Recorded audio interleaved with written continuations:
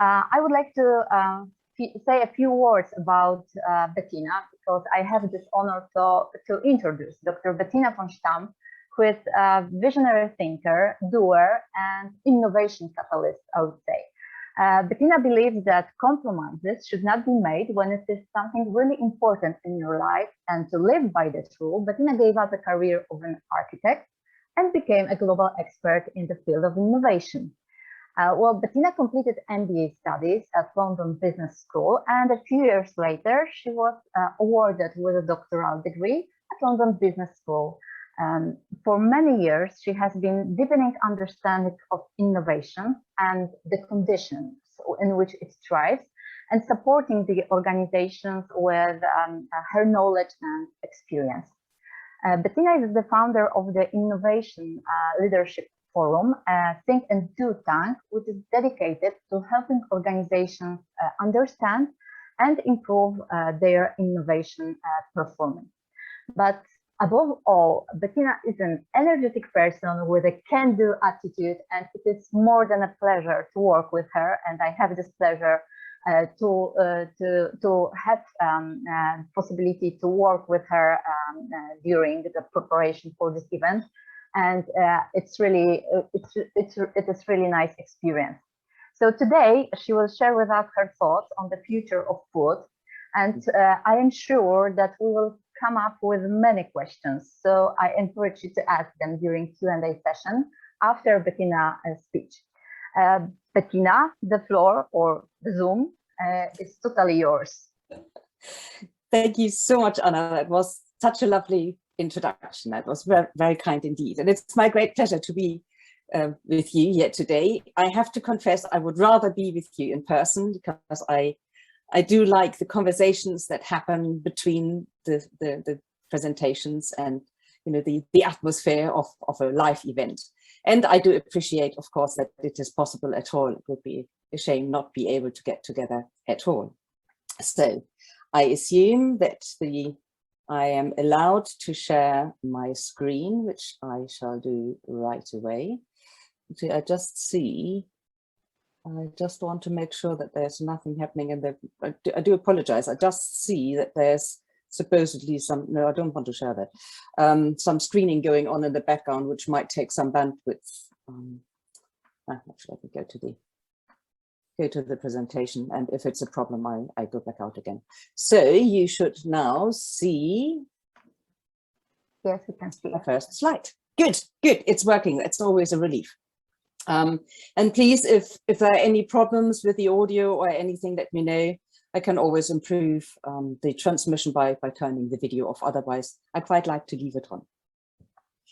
So again, Anna, to you and the university, huge thanks. And what I would like to do is really looking a little bit at how we got where we are to really understand the sense of urgency to move differently into the future, in particular when it comes to food.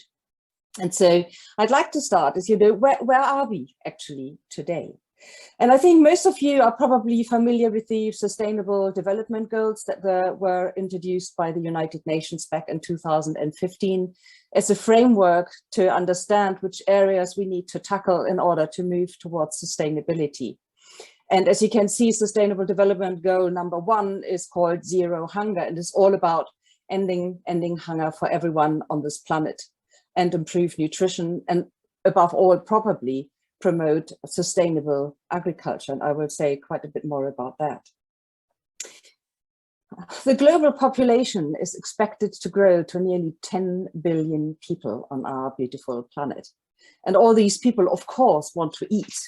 And as the standards of living and the income around the globe hopefully improve, what people want to do is eat much more than we currently do. So that is expected to go up by 50%. And what is even stronger is the desire to eat more meat, which is expected to go up by about 70%. And you might wonder why that, why I'm emphasizing that so strongly. But it might help to understand that the greenhouse gas emissions that are associated with the production of food are quite significant. And you can see the different types of food and the greenhouse emissions associated with that. And clearly anything meat related comes out right on top, beef at the very top. And so agriculture has not only an impact on the CO2 emissions, there are also several other significant impacts on the environment, whether it is the land use, which 50% of the global habitable, i.e. sort of free of ice and not a desert, is being taken up for agriculture. Agriculture uses 70% of all fresh water. And this word eutrophication, I needed to look up. I wasn't quite sure what that actually meant. It is basically the ingredients from the fertilizers getting into the ground and getting into the rivers and getting into the seas and causing toxic algae, which leads then to fish dying and all sorts of other negative consequences. And I was pretty shocked to see, to find that 94% of mammals on our planet are there for our consumption. Only 6% are actually wild animals. And I thought that was pretty shocking. And so clearly, you know, if we're talking about the future of food, we really need to understand the impact our current practices have and figure out ways on how we can move to away from something that is clearly not sustainable at all. I also think there are some interesting paradoxes about, and I'd like to share three. And the first one is that on the one hand, we have a huge number of people who are dying of starvation every year due to hunger-related diseases or sheer starvation. And on the other hand, we have also a huge number of people who are dying as a result of obesity or overweight-related illnesses. So strange things are happening at the planetary level. Another one is that we are wasting a huge amount of food. Actually, it is about a third of the food that is being produced that is globally wasted. And on the other hand, we continue to cut down the precious lungs of our planet in order to create more agriculture fields. And then finally, we are having the challenge that our food is so much less nutritious today than it has been decades ago. We only have to go back 40 years where one orange would have delivered the nutritional and vitamin and minerals for which we now need to eat 8 oranges. And at the same time, we are seeing a huge growth in the food supplement industry because the food doesn't give us what we need. We now need to buy supplements in order to compensate for that. And so, you know, you could probably say we literally are eating our planet, and that clearly needs to change. And I have just recently delved into the book A Life on Our Planet by David Attenborough, who I guess many of you know from his television series, The Blue Planet or A Life on Our Planet.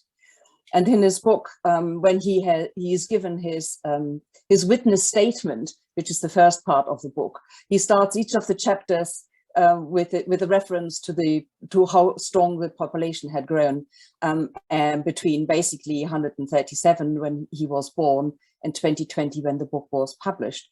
And you can see that the population has you know, more than tripled in that period. At the same time, the carbon in the atmosphere has almost doubled, and the natural world, the wilderness, has decreased by almost 50% from 66 to 35%. So with that status quo, what got us there? What are the drivers that that created the scenario that we are actually facing today?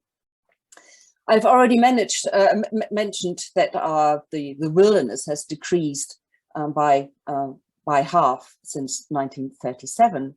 And here's just another slide, basically looking at a longer time frame, just looking at the tropical rainforest and woodland loss that we have experienced over the last couple of 100 years. And as I always find that pictures speak louder than words, I'd like to share the images of Borneo from 1950 to 2020, where you can see how dramatically decreased the forest cover of that country and island has become. And in order to feed the masses, and also driven by the belief that bigger is better, we have created mega fields that look like this, where there is literally no tree, no hedge, no nothing inside. It's just plain fields for miles and miles on end. And of course, we know that these fields also lose a huge amount of fertile soil. You know, if you're having fields like that, and if you're having a storm, a lot of the fertile soil is carried away. Indeed, you know, an estimated 24 billion tons of fertile soil are lost every year due to erosion, and that is 3.4 tons lost for each and every one of us living on this planet. And of course, as the monoculture is depleting our fields, we need to put increasing amounts on fertilizer onto the fields in order to get some return at all. And not only fertilizers, but also pesticides. And what I really find quite alarming is the toxicity of some of the fertilizers that we are putting on the ground. I hope you've been seeing the slides all the time, because I just got the notification saying participants can now see your slides. So I hope that you've been able to. Yes, thank you. Thank you for the feedback, Anna. I do appreciate that reassurance. Thank you. Yeah, so the toxicity of some of the stuff we are putting on our food is quite alarming. And I'd just like to share the example of one pesticide called Syngenta, or the company is called Syngenta, and their best-selling pesticide, paraquat, is so dangerous that just one sip of it can actually be lethal. Chronic exposure, even at low doses, can cause Parkinson's disease. And the pesticide was first marketed in 1962, but was banned in the EU only in 2007 on the grounds that it is too dangerous for European farmers even when wearing protective equipment. However, despite this, Syngenta continues to manufacture the herbicide at its plant in Huddersfield, UK, and continues to export to countries in South America. Indeed, in 2018, British authorities approved the export of more than 28,000 tons of a mixture based on this poisonous herbicide. So, I mean, you know, do we really believe, especially that we like fresh fruit and vegetables, all kinds of exotic ones from around the world, do we really believe that it does not come back onto our table if we are exporting poison to other countries? And of course, there are consequences of the use of all those chemicals, herbicides, pesticides, fertilizer on our fields. And the one that's been talked about a lot recently, of course, is the decline in bee population that has, you know, where we've seen a very dramatic decline. And why is that a problem? Well, about a third of the food that we are eating is based on pollination by bees. And now my computer doesn't want to move forward. I'm quite sure how I can persuade it. But interesting. Okay, well, now you were supposed to see the slide that tells you. I just hope it's a temporary hiccup and not a permanent one. Otherwise, you'll have to listen for my story without pictures for a little while longer yet. Okay. I will quickly hop out of my presentation and hop back in the hope that that resolves the problem. Well, do not worry. Some agree that in this world nothing can be said to be certain except death and taxes. And I would add to this list unexpected technical problems during online events. So yes, you can say that again. We are all facing. Thank you.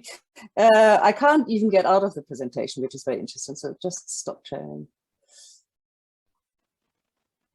And even though I can stop sharing, it still doesn't get out of my presentation. Yes, now it does. Okay, let's go to the slide where I want to continue and hope it works.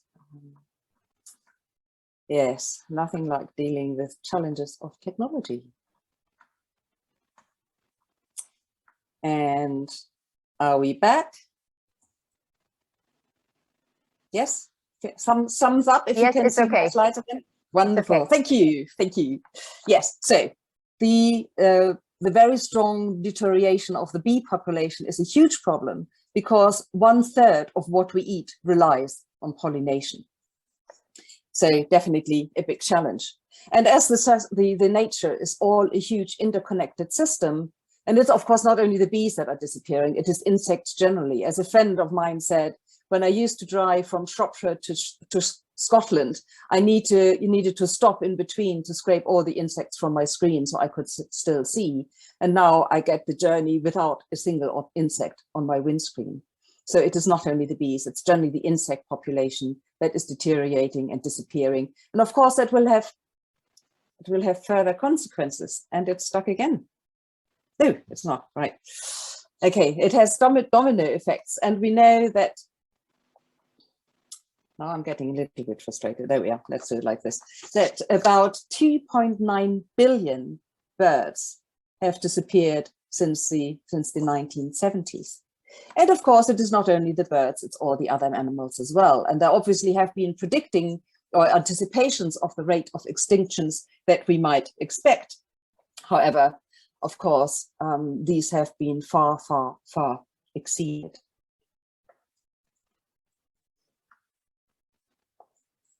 Another, so the huge fields and the use of pesticides and herbicides is one huge driver that has brought us to where we are. I've already mentioned the meat consumption, and that is another huge factor because, again, it has gone up year by year by year, and it has doubled over the last couple of decades.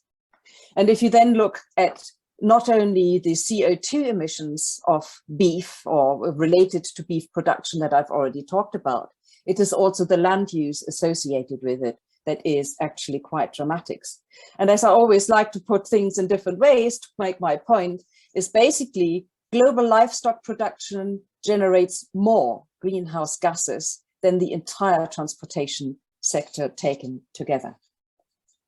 One final point I'd like to make here is what is driving the scenario are also subsidies for the agriculture sector, which some consider to be indispensable, while others say sort of it falsifies the market and encourages farmers to stick with monoculture growth. Because, you know, I still remember when I was young, a long time ago, we were still talking about the sequence of different fruit, so that a field would be planted with crop one year, and then with something else the following year, and another year something else would be planted, so that the soil gets different nutritions, gets different demands. And of course, most of that has gone by the wayside. And just in the United States alone, 53 billion are being spent on subsidies and bailouts for the agricultural industry. And I find that particularly interesting in the context that the budget for the education of the entire United States is a total of 64 billion. So not really that much more. And when we are looking at what is subsidized, it is again the food that damages our planet the most. 470 to 1 compared with vegetarian food, i.e. lentils and beef. So what now?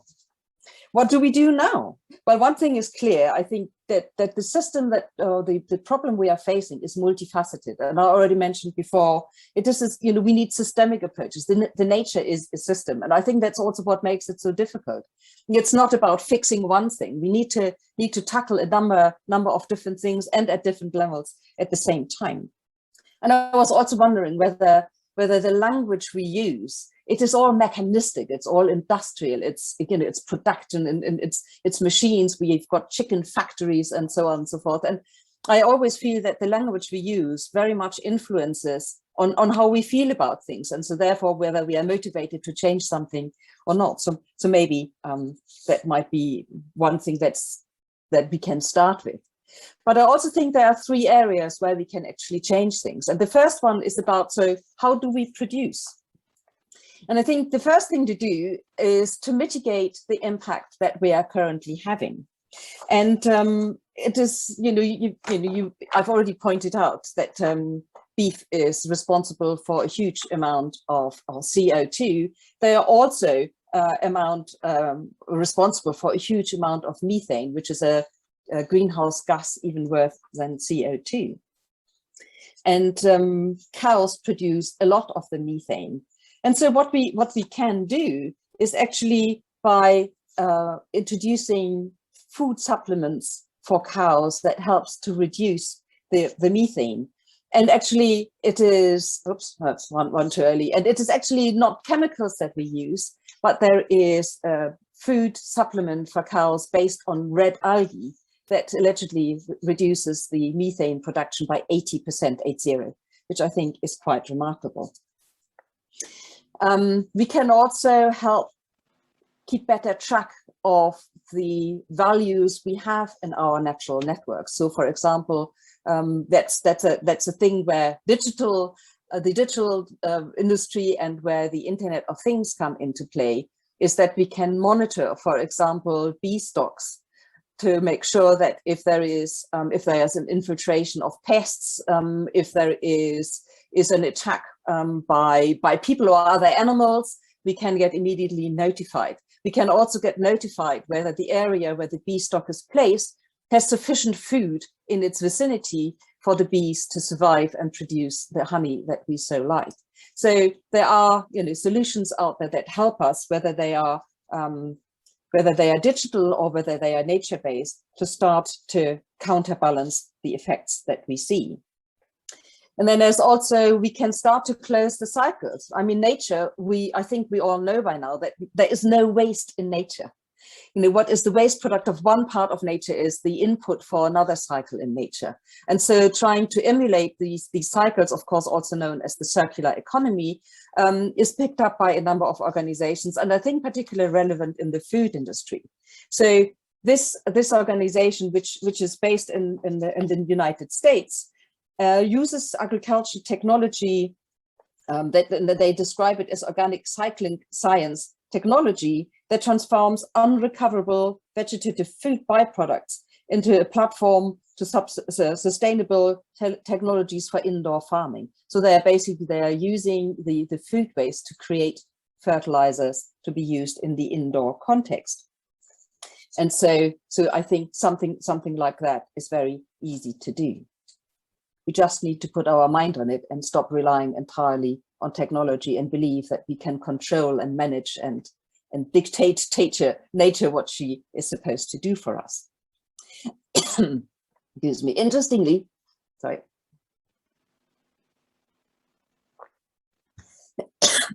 Interestingly, I think it is also going back to the past that actually helps. And I don't know whether you've heard about permaculture. So I've compared, I've introduced the mega fields in the past. And if that's what fields in many places look like today, this is what fields used to look like. Small, highly diverse places with hedges, with trees, with a variety of plants that are grown in close proximity. And of course, if you think about it, the fewer different varieties they have, the less biodiversity it supports. And the more different things you introduce, the better the diversity is supported, and then the more resilient the ecosystem becomes. And I think that is a really, really important point, the resilience, because I think many of the landslides that we experience are because we have put buildings in places where they don't belong. We have cut down trees, so the roots stop holding the soil together. But the more variety of nature we can bring together, the better the support of biodiversity, the greater the resilience. And I know that there's always the argument saying, yes, but we need those huge monocultural fields in order to produce the amount of food that we need to feed the world. Well, this does not seem to be so. There has been a project looking into the productivity of monocultural fields and what they call polycultural fields. And it turns out that you can produce on 1 hectare of a polycultural field where you need 1.4 hectares for monocultural ones. And another thing that just came to mind, and I've read a lot about it in little posts on LinkedIn, is basically using communal spaces again for the people who live there by planting fruit trees, for example. And there are sort of quite a, Copenhagen has recently announced that they are planning to plant fruit trees in public places, that they are then free for everyone to pick the fruit if and when it is appropriate. And I also found that, by engaging in these activity, you create much better food literacy for everyone. And I think that is really important, because in 2017, the British Nutrition Foundation did a survey with 14 to 16-year-olds about, well, actually from 5 to 16, with 5,000 school children. And I thought it was quite alarming that quite a large percentage of them thought that tomatoes were growing underground, that pasta comes from animals, and that fish fingers are made of chicken. So it really shows that we have some work to do to reconnect our children, our societies with the nature and with the food and how it is produced. In this instant, I thought it was quite a lovely example on how you can use technology, again, to improve the situation for local communities as well as food security, is this example from Peru, where they are using a former billboard, where they have created, what is it called? Hydroponical system, which is called air lettuce, because the systems extract humidity from the air and funnel it to the lettuce that is growing underneath the billboard. And these lettuces are then free to be picked up by the community. And I think in the first month of operation, 2,800 lettuces were produced via this system. So that is expanding the resources we already have. Another way to expand our resources is this lovely floating farm from the Netherlands. And again, here we have a combination of technology, of digital, of nature-based insights. And what you have here is 3 levels where you've got solar energy on the rooftop. You have hydroponics for crop production at the middle level, and below that you have aquaculture for fish cultivation and other species. And so all of this is not creating something entirely new. This one is based entirely on existing technologies such as mooring systems, pontoons, floating structures, hydroponics, aqua tanks, and even desalination systems are part of this system. So it is not only about how we create something entirely new, but how do we put things that we have already together in clever ways to come up with a way to produce our food in more sustainable ways. Another way to expand our resources is vertical farming. And if you think about it, if you grow everything on the ground, you are very limited. But if you are growing vertical, literally the sky is the limit. And it was an American biologist, Dixon Despomier, who developed this concept of vertical farming.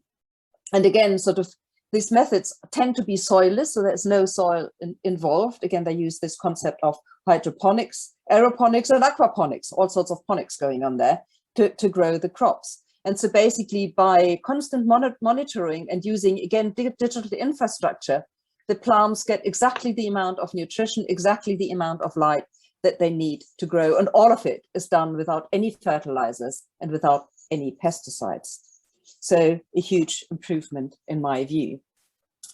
And you don't need to build new structures for that, because one of the arguments might be, well, yes, it is really expensive to construct these new buildings. Again, an organization from the Netherlands has started to use old shipping containers and install the vertical farms in these shipping containers. And of course, the beauty is you can transport them everywhere, you can take them everywhere, they can take them where they are needed, and they use very little resource indeed. So expanding the resources, minimizing the impact, expanding resources. And then also the thing is, which connects to the vertical farming, is really to find a way to know what is needed at what point in time. And again, this is made possible by digitalization, is where you can get reports of your fields, whether it is via sensors, via drones, or via satellites, that report what the field that you are farming is performing well, whether anything is needed, whether there's any problem, whether there's any damage. So you can start acting before the problem develops into a crisis. because very often you can't be on all your plots of land at the same time, and especially in remote areas. It is really helpful to use the technology to support knowing what needs to be done by when, and also, for example, to harvest at just the right time, so you're not losing out by overripe or underripe fruit that you are bringing in. And recently I was at a wonderful conference in the Netherlands, in Leiden, called Brave New World. And if anyone seeks inspiration for, well, almost anything, it's just to broaden your mind, I can recommend that. And one of the presenters, a lovely young lady called Nadina Gale, or Galle, I assume, as she is Dutch, proposed a new vision, and that is not the Internet of Things or the Internet of Food, but the Internet of Nature. And there are all these different things where she can see the Internet supporting a healthy natural environment, and of course that includes food and food production. So you have the observation when fields, aerial observation when fields might need support, whether it is as I said, whether by aerial observation, by satellite.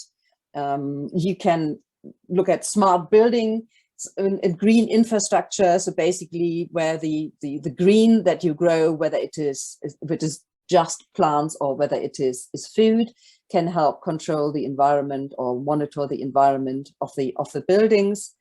You can basically use it for planning, to have better input into planning decisions, to make sure that you minimize the impact of buildings and maximize the benefit in terms of sustainability. Plants become biosensor for ecosystem resilience. You can have aerial seeding for urban reforestation, or generally reforesting by basically dropping not bombs but plant seeds, which is actually happening a lot in Africa. You can use it for virtual collection of plant pathology information, i.e. sort of in terms of pest detection and diagnosis. You can use the sensors for monitoring stormwater, so you can monitor when the drains are getting too full, that there is a risk of flooding and things like that. I mean, I really like this concept, and she's got many more things, and there will be a link, or I can put a link to her website onto this slide, the slides of which I'm very happy to share if anyone is interested, if you would like to find out more. So if this is all really about the way we grow our food, the next thing where I believe we can and should change things is, how do we get it from where it is grown to our tables? And so, well, actually, I'd like to ask you a question. On average, how many miles or kilometers does food travel before it ends up on your plate? And I just like to invite you to, put a figure into the chat, and I'll just see whether I can. Yeah, and I think I might have to rely on you to read it back to me, because it's difficult for me, the chat, while I'm presenting. Anyone got any ideas how many miles or kilometers it takes from the place of production to your plate on average? Be brave. On average, like 50, yes, I would say the same. Yeah. We had 50, 100, 1,300 kilometers. So okay, right. Well, from 50 to 100 to 1,000. Yeah, well, not even close. Not even close. And that is the average. Oh my God. That is just the average. Okay. And basically, I just sort of got this example of the long road, an apple, basically in America, it takes about these 1,555 miles to get from the place of production to someone else's plate. Which, and again, I'd like to emphasize that is the average. It's not the maximum, it's the average. And I'm sure you all know the difference. And not only that, it's basically, oops, there was a piece missing. Basically, it is also seems that meals in America contain food from at least 5 different countries. So this is only one piece of food. Just imagine when you add it all together. If you've got a nice 3-course meal, just imagine the number of miles that food has actually been traveled to get to the table. And so, of course, what we can do about it, is just understand the seasons, understand local grown food, understand the implications of buying something. You just be aware that if you go to the supermarket, and if I'm here in Germany and buy strawberries in the winter, they will have come a long way. And while I absolutely love strawberries, I do love sustainability and protecting our environment even more. And just this gives you the difference between basically buying the food in the supermarket, where it is sort of being transported all around the world, and if you buy from a local farmer's market, and the differences in mileage these things travel is quite amazing. And actually some form of transport are more polluting than others. For example, I mean, air freight, of course, we know generates 50 times more CO2 than sea shipping. And and ships are also not exactly clean with the generators that they use. So I think it is whichever method of transportation you use, buying locally will always be the better option. And in order to be really, as a consumer, to understand whether we are actually buying sustainable or not, it's sometimes really difficult. Very often, especially in the European Union, you go into the shop and you find produced in the EU. Now, if you're in Scandinavia, that might be from Greece. So again, it has traveled quite a long distance. And so I think it is important, again, to develop technologies that help us create transparency and traceability. And this is just sort of one example of an organization called Farm Force, who have produced a way to enable you, or to enable farmers to track their produce from the site of production to the consumer, or the buyer. So basically, if I'm a supermarket and I want to claim sustainability, at the moment I can only assess from the processing plant or the collection plant to my shop, but I was not able to decide what is happening before that. And with technologies like the one from Farm Force, we can now do that. And so the claims of sustainability are distinguishable from greenwashing, which we've also got quite a lot of. And so another thing we can do in very clever ways is to extend the shelf life, because remember, 1/3 of food produced is being thrown away, 1/3. And so extending shelf life, of course, is one of the things that you can do. And I've got two examples here. This one is called a peel. And basically, that is using a material that already exists in the peel, seeds, and pulp of all fruits and vegetables.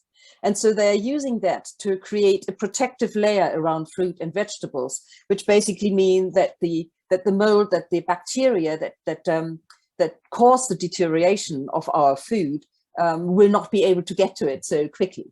And so it basically can enable fruit and vegetables to last twice as long on the shelf than it normally used to. And very much along similar lines is an organization called Polynatural, who has developed something based on lip tips and plant polymers, which is again covering the food and preventing the mold from destroying it. So I think there are a lot of things, and what I find encouraging, or most encouraging, is we find ways that combine things from nature. Because I mean, nature has been doing this stuff for 3.8 billion years, right? So there must be something that we can learn.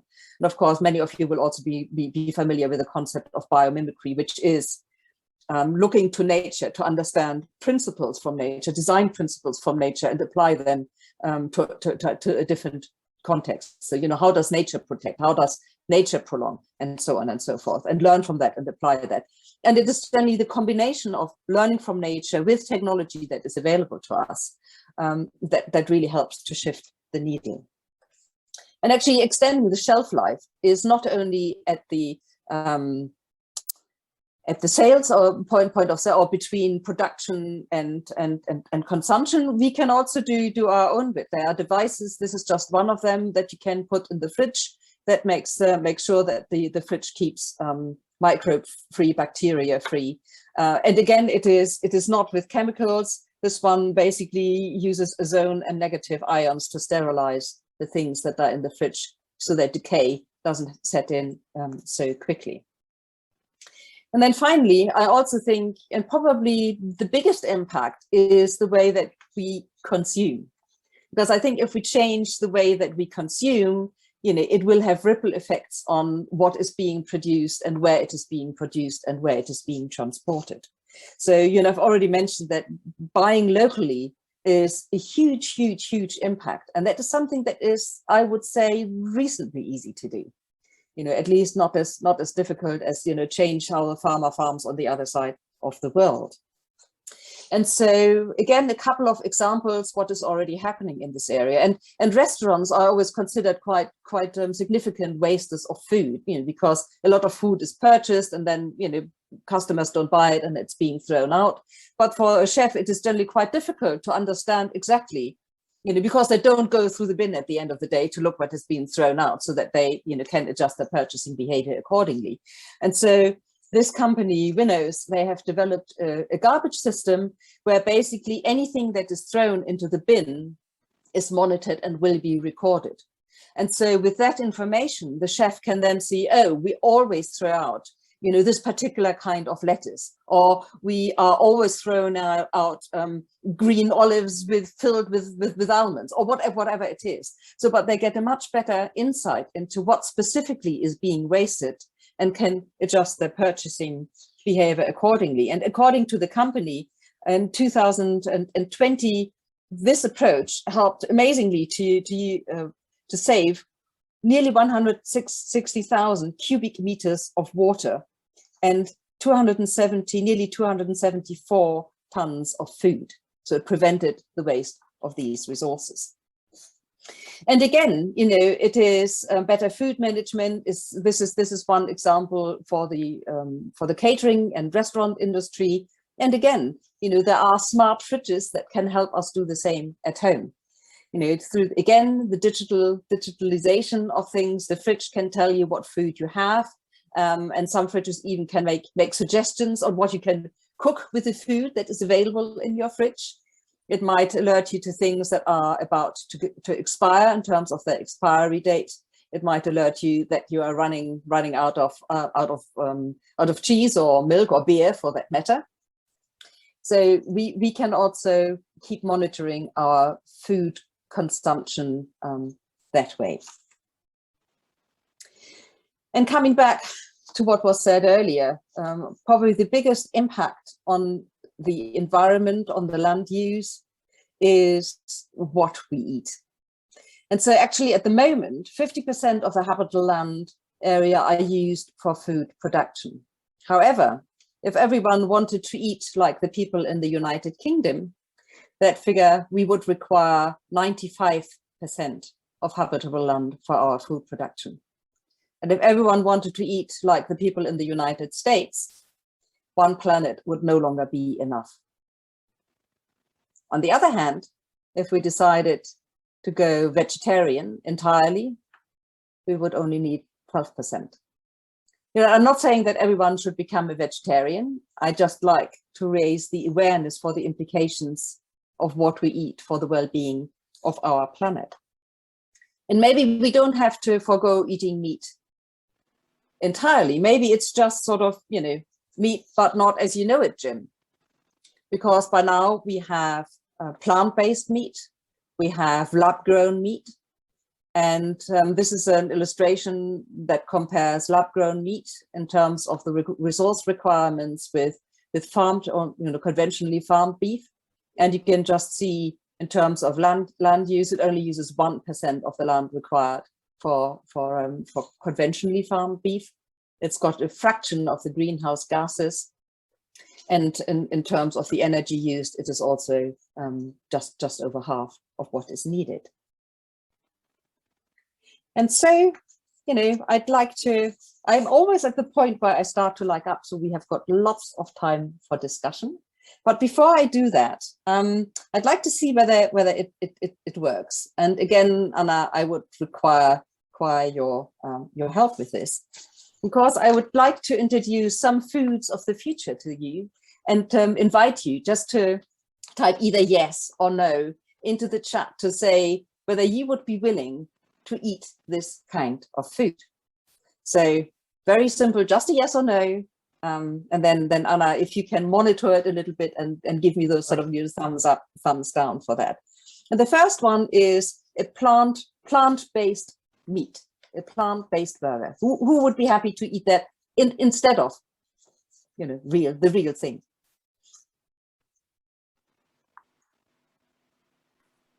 Right, I want to see the figures in the chat. I can see how many people are answering in the chat. Well, so keep going, guys. Keep going. Yes. The chat is saying, the audience is saying yes to this solution. Good. Yes. Good. You might want to try it out. Now, how about insects? Okay, so we start with insects. Yeah, we are now on to insects. Who is happy to eat insects or insect-based food? I would say that no is the answer of the majority, but I wrote yes. Thank you. Answer would be Thank you.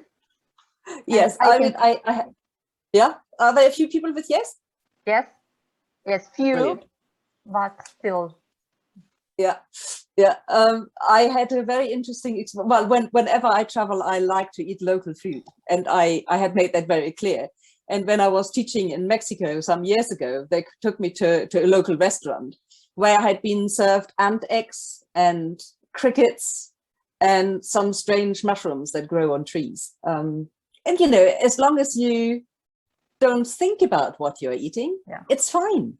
It is our associations, our mindset, I don't like crawly creepies, that prevents us from actually enjoying. Actually, sort of, you know, those crickets are really quite nice crispy little snacks.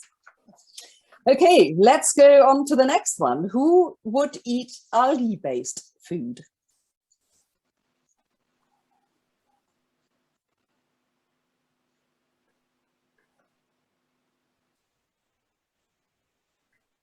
Okay, so we have a few yeses, could be, never. But I would say that majority is for, or is, you know, hesitating whether to go for it.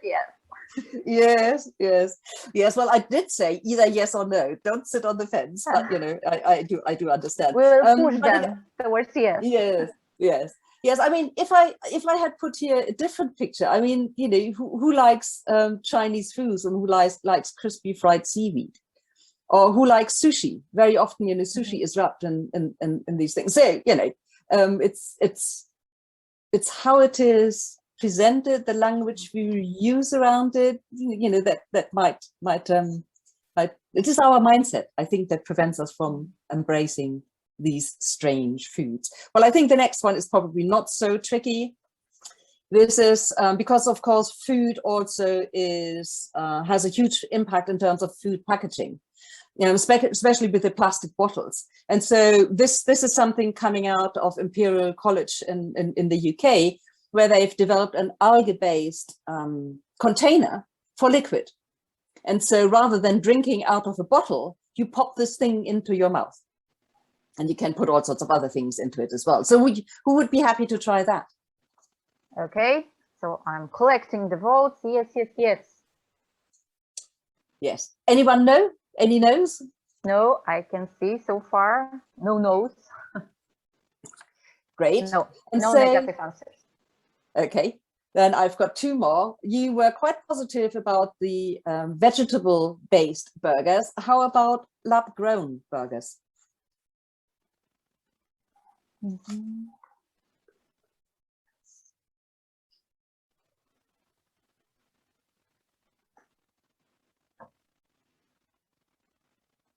Okay, so we have yes, not for me, no. I would say that we are divided, or no to lab even. one comment. Prefer not to eat if there's no alternative choice. Yeah. Yeah. Okay, but love to try is the answer that pop out as well. So yeah. Well, I have tried both plant-based meat and lab-grown meat, and you know, if people wouldn't tell me, I think the quality of the non-farmed meat is really cool. So if you haven't tried it, I would invite you to at least try it once. Or no, what I would like to invite you to do is for someone else to cook you 2 steaks, one of each, or 3, one of each, and then make up your mind after that.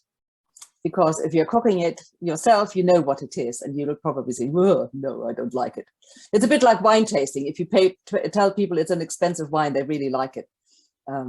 So you know, we can fool ourselves in believing many things. And then the final one I have is: would you eat 3D printed food?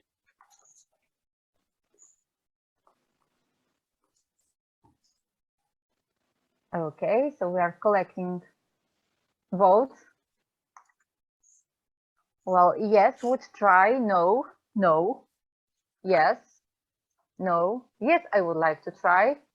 But Renata is wondering, what? 3D produced? I heard about it, but I couldn't answer now. Well, you can 3D print anything. You can 3D print your pancake. You can 3D print your fish fillet. So you know, it's amazing. You can really print all kinds of different foods. You know, so you can 3D print your menu. Okay, so we have many people ready to try. So. Brilliant. I like that. You know, nothing lost in trying.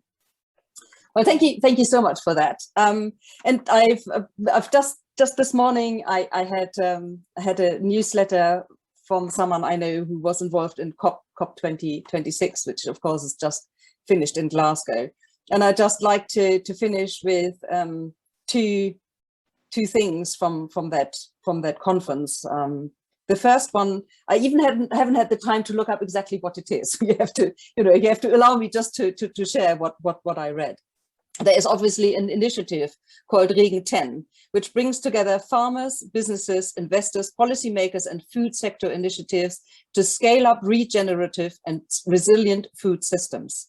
It also aims to ensure that over 5 million farmers are paid fairly for farming regeneratively, and that roughly 60 billion per year is deployed to finance the transition.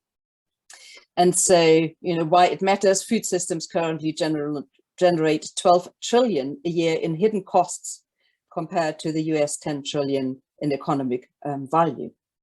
And so, of course, you know, I think I spent the last time maybe not so much talking about food 4.0, but laying the grounds for why it is so critical that we move towards it.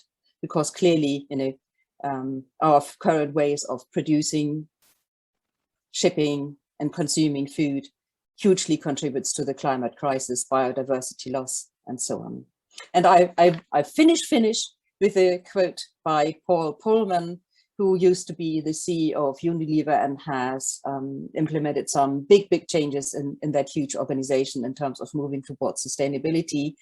He is now co-chair of Fulu. Again, as I said, I haven't had the time to look up what exactly that is, and founder of Imagine, who said, "It is not possible to keep 1.5 Celsius alive, halt and reverse nature loss, or deliver the Sustainable Development Goals unless we act now to radically transform food production and land use system. A regenerative food system holds the key to all of these goals.